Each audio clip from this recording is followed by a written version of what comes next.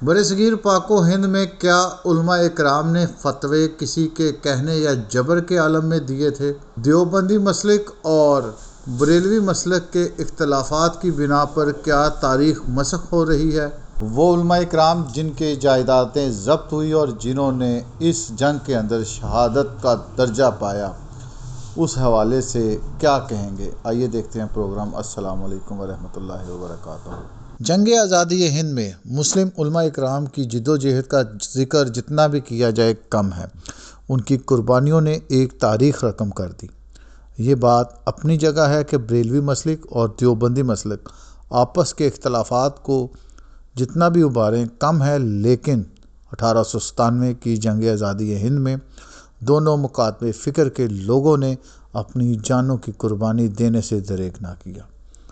لیکن تاریخ ایک ایسے باب کی طرف ہمیں لے جاتی ہے جہاں پر دونوں مکاتب فکر کے علماء اکرام یا ایک خاص لابی نے ان کو آپس میں لڑوانے اور ان کو ایک دوسرے کے خلاف کتابوں کی صورت میں مناظرے کرنے پر بھی قائم رکھا، اور یہ اپنے ہر ایک مخالف کو یہی کہتے نظر آتے کہ علماء دیوبند نے 1897 کی جنگ آزادی ہند میں کوئی کردار ادا نہ کیا تھا، اور دوسری طرف دیوبند علماء اکرام کی طرف سے یہ فتویٰ ملتے کہ علماء بریلوی اس معاملے میں بالکل خاموش رہے۔ لیکن حقائق کچھ اور ہیں، کیونکہ ایک ہی واقعے کو آپ جب مختلف انداز سے دیکھتے ہیں تو اس کے بعد فیصلہ آپ خود کریں گے۔ میں اس وقت علماء بریلوی کے حوالے سے بات کروں گا۔ سب سے پہلے علامہ مولانا فضل حق خیر آبادی، آپ کو علامہ کا خطاب بھی دیا گیا تھا۔ آپ کی پیدائش 1796 یا 1797 میں خیر آباد میں ہوئی، اور آپ کا شجرہ نسب حضرت فاروق رضی اللہ تعالیٰ عنہ سے ملتا تھا۔ علامہ مولانا فضل حق خیر آبادی، جن کے بارے میں یہ کہا جاتا ہے آپ کے والد امجد جن کا نام امام فضل ایمان تھا، وہ بھی بڑے پائے کے عالم دین اور مبلغ تھے۔ آپ کے حوالے سے جب ہم دیکھتے ہیں تو نہ صرف آپ سنی عالم دین تھے، اردو، عربی اور فارسی میں شاعری بھی کرتے تھے۔ آپ کو یہ اعزاز بھی حاصل ہے کہ غالب کے پہلے دیوان کی تدوین آپ نے کی تھی۔ آپ دہلی میں اس وقت آئے جب دہلی کے اندر بغاوت یا 1897 کی جنگ عروج پر تھی۔ آپ، جیسا کہ میں بتا چکا ہوں، خیر آباد کے رہنے والے تھے، لیکن 1897 کی جنگ آزادی ہند کے دور میں آپ دہلی تشریف لے آئے۔ آپ جب دہلی آئے تو اس وقت سنی علماء اکرام نے ایک فتویٰ دیا تھا کہ کارتوس جو کہ سور کی چربی سے استعمال ہوتے ہیں، انہیں استعمال کرنا حرام ہے، اور دوسری طرف برصغیر پاک و ہند کے اوپر برٹش حکومت کا جو غلبہ ہے یا قبضہ ہے، یہ ناجائز ہے، اور ہمیں اپنی آزادی کے لیے جدوجہد کرنی چاہیے، اور یہ جہاد کا فتویٰ تھا۔ مولانا فضل حق کے اس فتوے کو اس وقت صدر الدین فیض اللہ بریلوی، فیض احمد بدوبانی، وزیر خاں اور سید مبارک شاہ رامپوری اور مولانا فضل حق خیر آبادی کے دستخط سے جاری کیا گیا تھا۔ اس فتوے کی پاداش میں آپ کو 30 جنوری 1859 کو خیر آباد سے گرفتار کر لیا گیا۔ آپ کو گرفتاری کے بعد آپ کو عمر قید کی سزا سنا دی گئی، اور کالے پانیوں کی سزا کے طور پر آپ کو ایک جزیرے میں بند کر دیا گیا، اور اسی جزیرے کے اندر آپ کی وفات ہو جاتی ہے۔ اودھ کے جوڈیشل کمیشن نے آپ کی جائیدادیں ضبط کر دی تھی۔ آپ کی اولاد میں مولانا عبدالحق عالم دین، جو کہ بعد میں شمس العلماء کے خطاب سے جانے جاتے تھے، جبکہ آپ کے پوتے مظفر خیر آبادی مشہور شاعر اور نغمہ نگار تھے۔ جان نثار اختر آپ کے نواسے تھے۔ جاوید اختر، فرحان اختر اور زویا اختر آپ کی نواسی ہیں۔ جی ناظرین، یہ جاوید اختر وہی معروف رائٹر ہیں جن کے لکھے ہوئے گانے ہندوستان میں بڑے مشہور ہیں۔ مولانا فضل الحق خیر آبادی کے حوالے سے ان کے مخالفین ان پر یہ الزام لگاتے تھے کہ انہوں نے جب فتویٰ جاری کیا تو اس پر انہوں نے لفظ بالجبر لکھ دیا تھا، جبکہ سنی علماء اکرام ان کے حق میں یہ بیان دیتے ہیں کہ جب تمام سنی علماء اکرام نے یہ فتویٰ دیا تھا تو اسے بالخیر کے الفاظ کے ساتھ ختم کیا تھا۔ ناظرین، اس حوالے سے اس اختلاف کی بنا پر جتنا بھی ہم اس کی تحقیق میں جائیں گے تو کسی ایک مکاتب فکر کو جھوٹا قرار دینا میرے بس کی بات نہیں، مگر دوسری طرف جب ہم دیکھتے ہیں مولانا فضل حق صاحب نے 65 سال کی عمر میں قید و بند کے طور پر اپنی زندگی کے آخری ایام گزارے اور اسی قید میں آپ نے وفات پائی، تو لہٰذا اس حوالے سے اگر ہم دیکھیں تو انہوں نے جو سزا کاٹ رہے تھے اور اسی دوران جو ان کی وفات ہوتی ہے اور ان کی جائیدادیں ضبط ہو جاتی ہیں، یہ جو سزا انہوں نے لی ہے بظاہر یہ دین کے حق میں اور دین کے لیے ان کی قربانیوں کا منہ بولتا ثبوت ہے۔ اسی طرح اگر ہم دیکھتے ہیں تو انگریز سرکار نے مولانا فضل حق صاحب کے اوپر یہ الزام بھی لگایا تھا کہ انہوں نے اس وقت کے جنرل بخت خان، جو کہ صوبیدار بخت خان کے نام سے جانے جاتے تھے، ان کے 1400 باغیوں کے ساتھ دہلی اور اس کے ارد گرد میں جمعے کی نماز کے خطبے کے دوران والہانہ گفتگو کرتے ہوئے یہ فتویٰ جاری کیا تھا کہ آپ لوگ دین کی خاطر نکلے ہیں اور اگر اس دوران آپ کی موت واقع ہو جاتی ہے تو وہ شہادت کہلائے گی، اور بہت سے کثیر علماء کرام نے اس جمعے کے خطبے کے بعد یہ فتویٰ جاری کیا تھا، جبکہ بہادر شاہ ظفر جو کہ اس وقت بادشاہ تھے، وہ اور ان کے بیٹے آپ سے بہت سی نجی ملاقاتیں کر چکے تھے، جس دوران آپ انہیں بارہا یہ کہتے کہ یہ دین کا معاملہ ہے، اب آپ نے کسی معاملات میں پیچھے نہیں ہٹنا۔ بہرحال ناظرین، میں اس لڑائی کے اندر نہیں جاؤں گا۔ میرے لیے مولانا فضل حق اور ان کی جان کا جانا اور ان کی فیملی کے حوالے سے ان کی جائیداد کا ضبط ہونا یہ بہت ہی کٹھن معاملہ ہے جو آپ کے سامنے ہے۔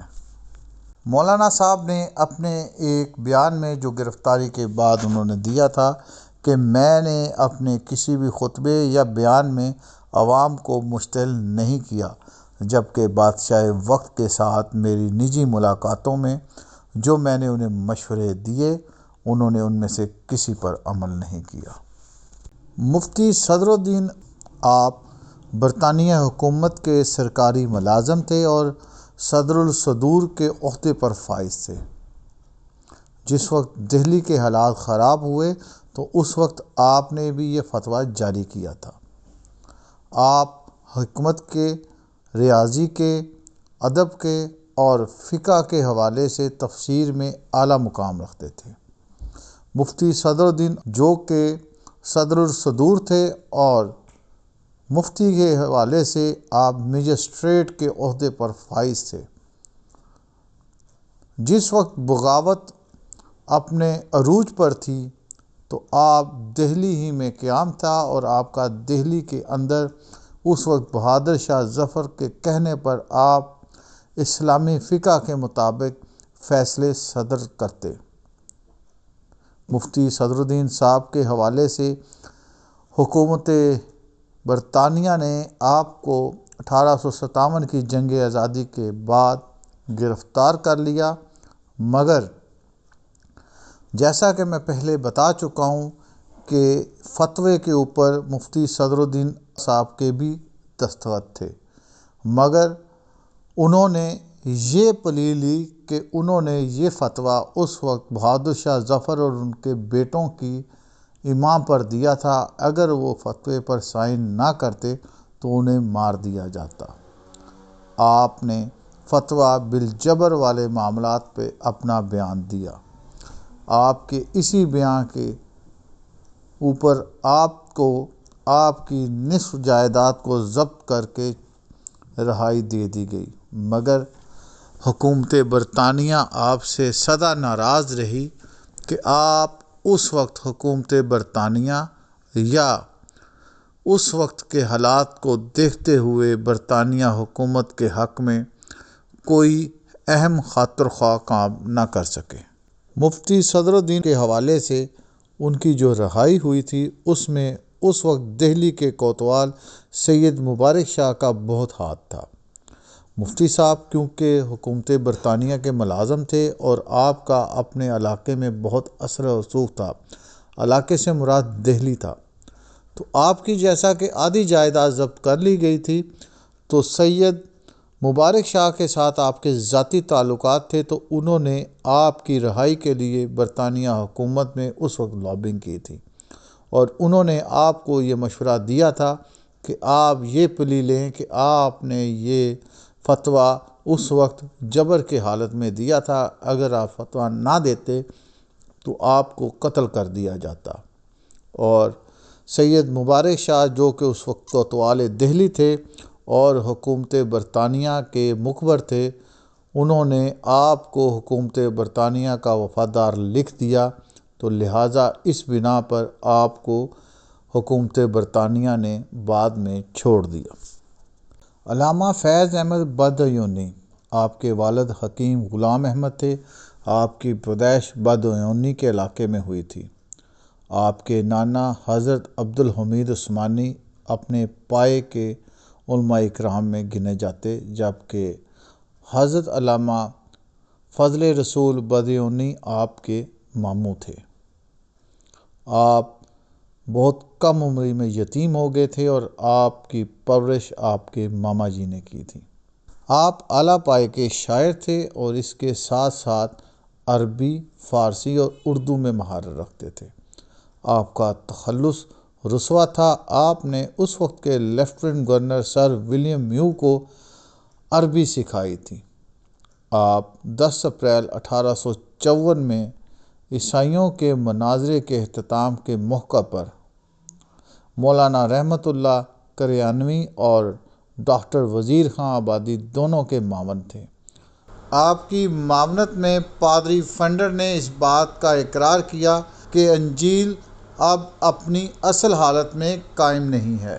یہ مناظرہ آگرہ میں ہوا تھا اور آگرہ جامع مسجد میں صرف 70 سے 80 افراد کی نماز کی گنجائش تھی، کیونکہ اس ایریے کے اندر یہاں تو کبوتر بازوں نے قبضہ کیا ہوا تھا، جبکہ دوسری طرف دکانوں کو بنیوں نے اپنے قبضے میں لیا ہوا تھا۔